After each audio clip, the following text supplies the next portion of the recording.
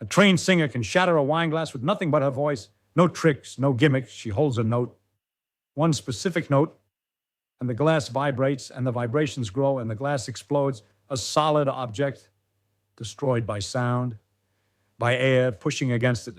Think about that for a moment. Air, the stuff you're breathing right now, the stuff that barely registers on your skin. That air, organized into the right pattern of pressure waves, can demolish a piece of glass. But hand that same singer a steel beam. Tell her to sing at it. She can sing at that steel beam for an hour, a day, a year, a century. It will not shatter. It will not crack. It will not even vibrate in any way she could notice. Same physics, same air, same vibrations, different material, completely different outcome. Now, the obvious answer is glass is fragile and steel is strong. And the obvious answer is wrong. Glass is not fragile. Glass is in many ways remarkably strong. A glass fiber can support more weight per unit area than steel wire. The real answer is much more interesting, much more subtle, and it takes you all the way down to the arrangement of atoms, to a secret hiding in the architecture of solid matter that determines whether a material stores energy like a bomb or bleeds it away like a sponge. I want you to do something for me right now. If you have a wine glass near you, a thin one, crystal if possible, to tap the rim gently with your fingernail, just a light tap. Listen to it. You hear that ring? That clear, sustained, bell-like tone? Hold the glass up and listen to how long it lasts.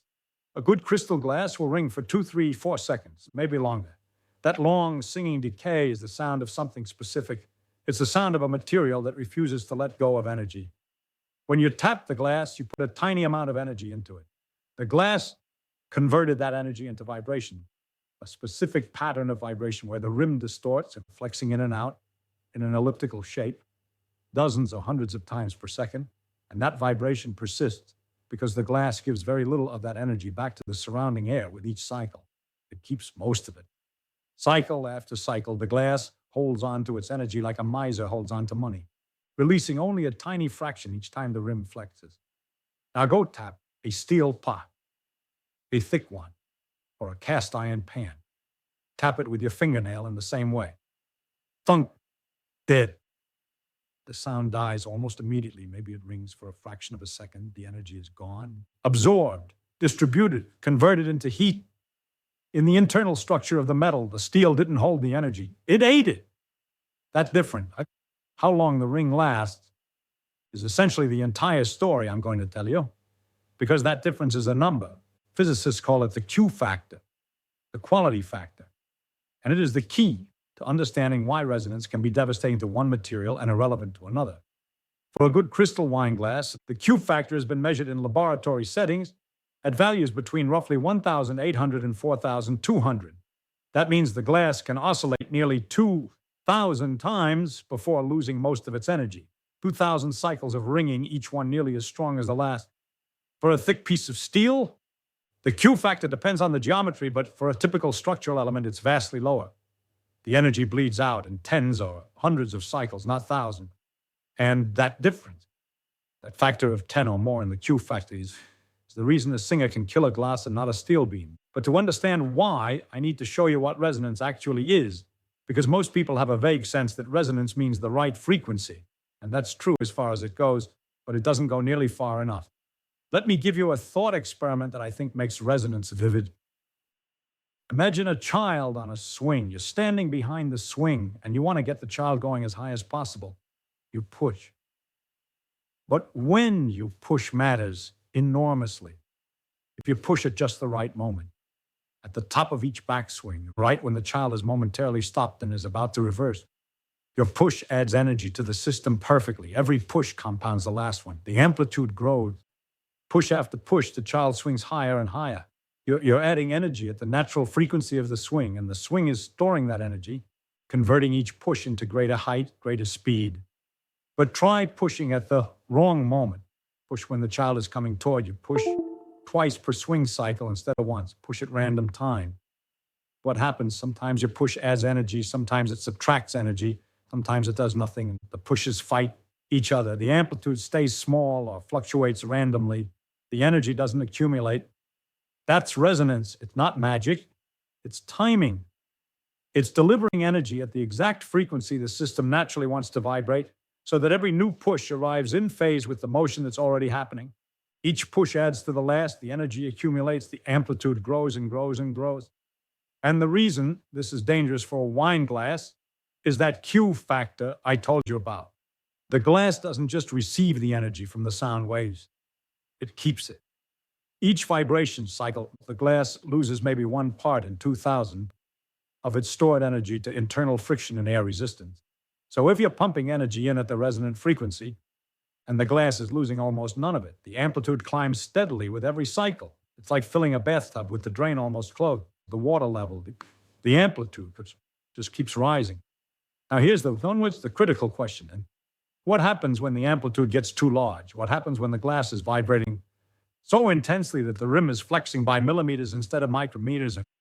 And this is where the difference between glass and steel becomes fundamental. Not at the level of resonance, of course, because steel can resonate too.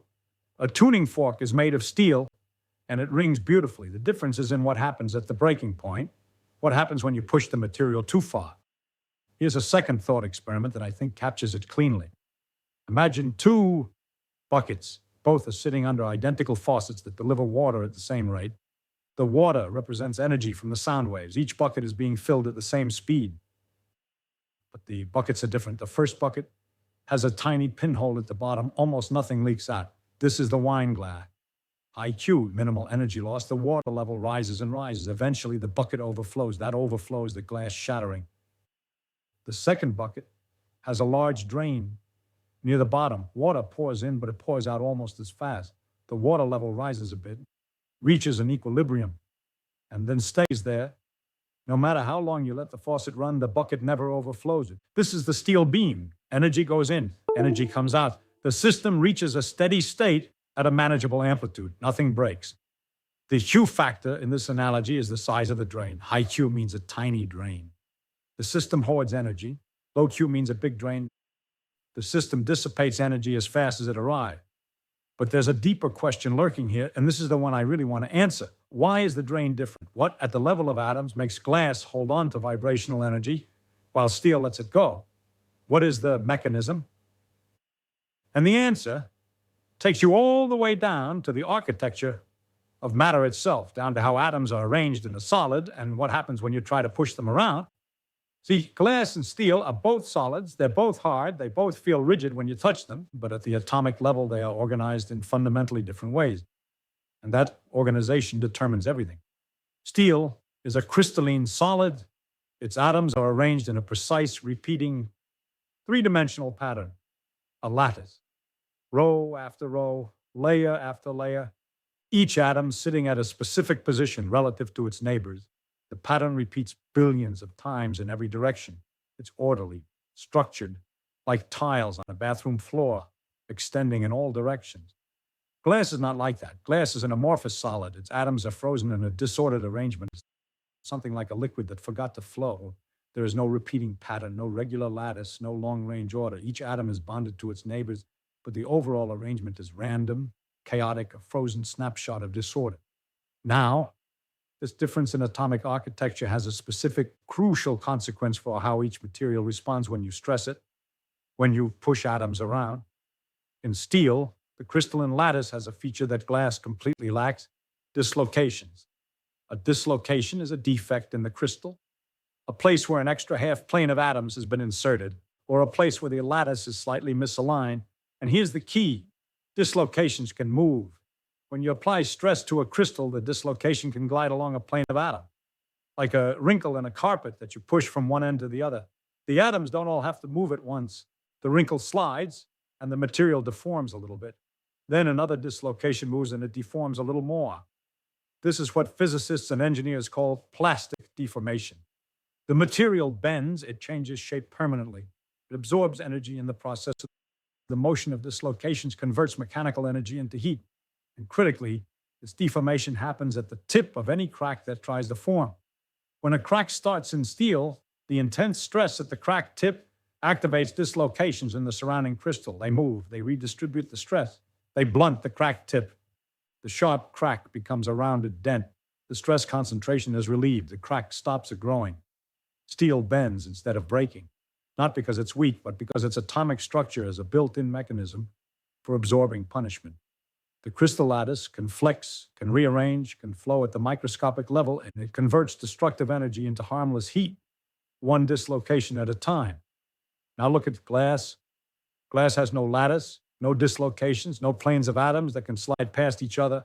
When stress is applied to glass, there is no mechanism for plastic deformation. The atoms are locked in their disordered network, and they have exactly two options: hold or break. If the stress is below a certain threshold, the bonds stretch elastically. They deform, but spring back when the stress is removed. The material is rigid and strong. Glass is perfectly happy in this regime, and it can handle surprisingly large stresses.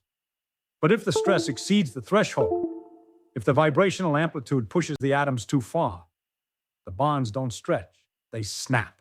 A crack forms, and because there are no dislocations to blunt it, the crack tip remains atomically sharp.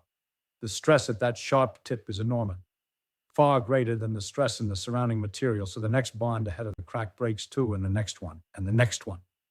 The crack propagates at nearly the speed of sound in the material, thousands of meters per second. In a fraction of a millisecond, the crack races across the entire glass, and the object explodes into fragments. There's no warning, no bending, no gradual failure, just gone. That is why sound can shatter glass.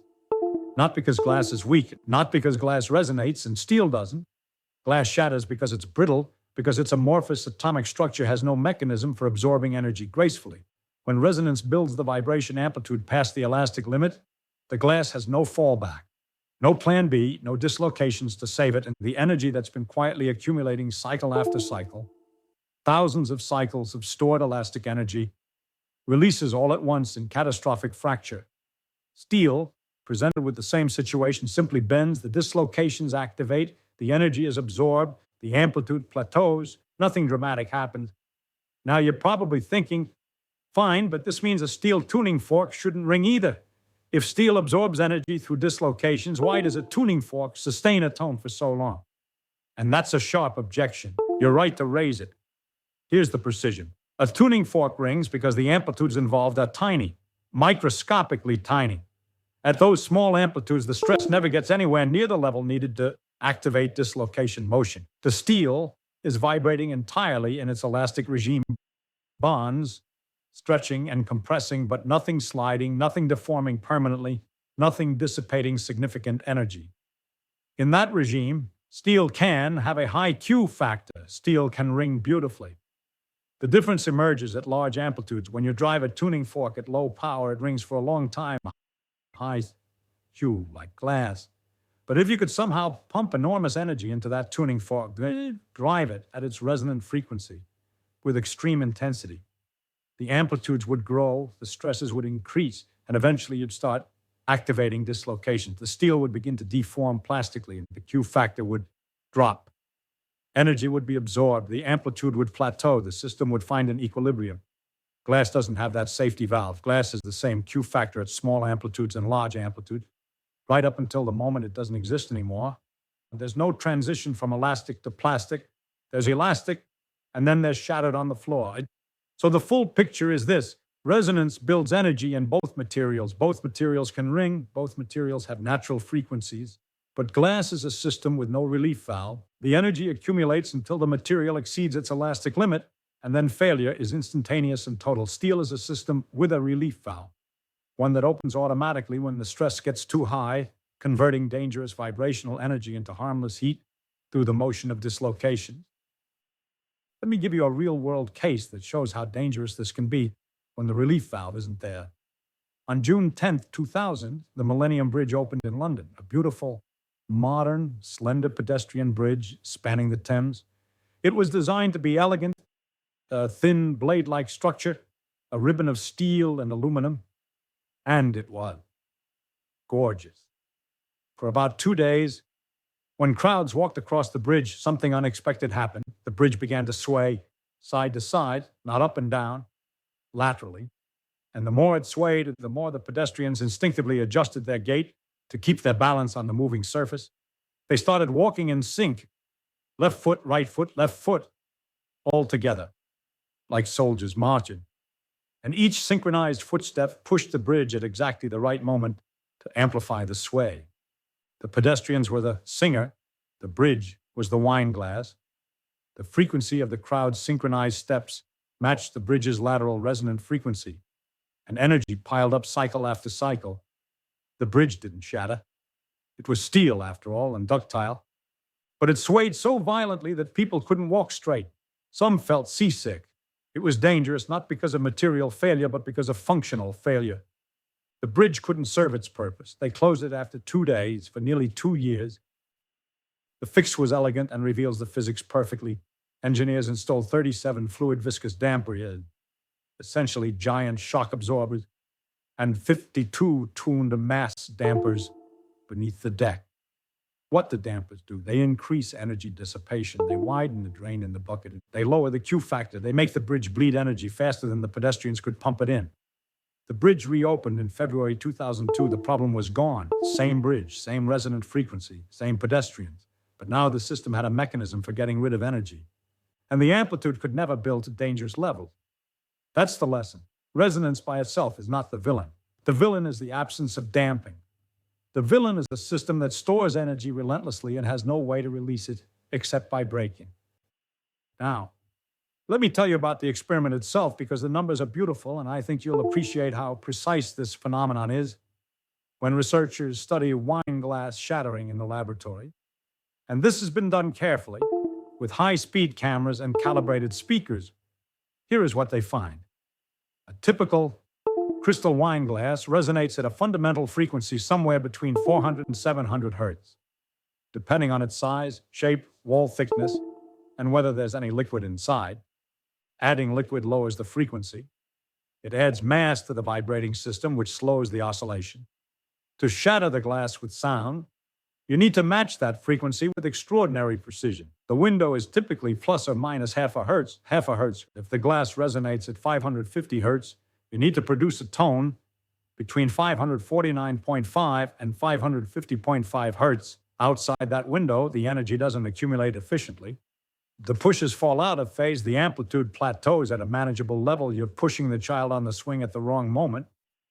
And even within that window, you need volume. The sound pressure level at the glass must reach approximately 135 to 140 decibels. That's loud. That's standing next to a jet engine alarm. For context, normal conversation is about 60 decibels. A rock concert is about 110.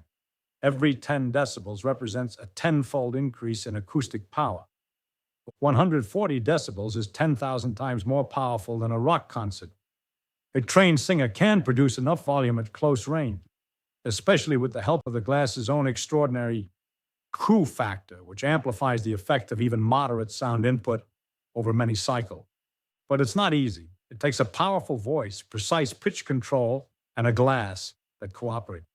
Thin-walled high Q with a well-defined and accessible resonant mode. Now here's what the high-speed cameras show at the moment of failure. The glass is vibrating in its fundamental mode. The rim is flexing in and out, oscillating between an elliptical shape stretched one way and an elliptical shape stretched the other way. The amplitude is growing. You can see the rim moving. 1 millimeter, then 2, then 3. The glass is flexing further and further from its rest shape, and then, in a single frame, in less than 1,000th of a second, a crack appears. It starts at a tiny flaw in the surface, a microscopic imperfection, and it races around the glass at thousands of meters per second. The stored elastic energy accumulated patiently over hundreds or thousands of cycles releases instantaneously. The glass doesn't just break, it explodes outward, fragments fly. All that carefully accumulated energy converts in a fraction of a millisecond into the kinetic energy of shrapnel. And that's the hidden energy in the title. It was there all along, building invisibly, stored in the elastic deformation of the glass, inaudible and invisible until the moment of failure. And then it all comes out at once. There's something deeper here that I want you to see, because I think it generalizes far beyond wine glasses and bridges. The story of resonance and shattering is really a story about two things: how a system acquires energy and how a system releases energy. And the crucial insight is that these are independent properties. A system can be very good at acquiring energy. High Q, precise resonance, efficient coupling to an external driver, and very bad at releasing it gradually. Glass is a perfect example. It accumulates vibrational energy beautifully, stores it with minimal loss, and then, because it's brittle, because it has no mechanism for gradual plastic deformation, it can only release that energy in one way, catastrophically. Steel is the opposite in the critical moment. It might accumulate energy less efficiently in most configurations, but even when it does, it has a graceful exit. Dislocations move. The material bends. Energy converts to heat. The system finds equilibrium. In this pattern, the difference between systems that can absorb gradually and systems that fail catastrophically, it shows up everywhere in physics, in electrical circuits where a high Q resonant circuit can build up voltages large enough to destroy components. In nuclear physics, where certain isotopes accumulate neutrons until they reach a critical mass and release energy all at once. In climate systems, where energy can accumulate in ocean currents and ice sheets for decades before releasing in sudden shifts. The question is always the same. How does the energy get in? How fast does it accumulate? And when the system reaches its limit, does it bend or does it break? There's a version of this question that shows up in quantum mechanics too. What happens when you drive a quantum system at resonance, or when the concept of shattering has to be replaced with something stranger? And I think that's worth exploring another time, because the quantum story has its own surprise. But here's what I want you to walk away with today. You've been told that resonance shatters glass because glass is at the right frequency. That's true, but it's the least interesting part of the truth. The right frequency gets the energy in. The reason the glass shatters is about what happens to the energy once it's there. It accumulates because the glass has no way to dissipate it. Highest wow factor, minimal internal friction. And it releases catastrophically because the glass has no way to deform. No dislocations, no plasticity, no gradual relief. It's the combination of efficient acquisition and catastrophic release that makes glass vulnerable. Take away either one, and the glass survives. That's not a story about fragility. It's a story about architecture, about how atoms are arranged and what that arrangement permits when things go wrong. The glass doesn't shatter because it's weak. It shatters because it's rigid, ordered in its disorder, and honest about its limits. It holds and holds and holds. And when it can't hold anymore, it tells you all at once. Every structure you've ever trusted, every bridge, every building, every airplane wing, was designed by someone who understood this, someone who asked, when this system is pushed past its limit, will it bend or will it break? And the answer is never about strength. It's about what the atoms are doing when nobody's watching.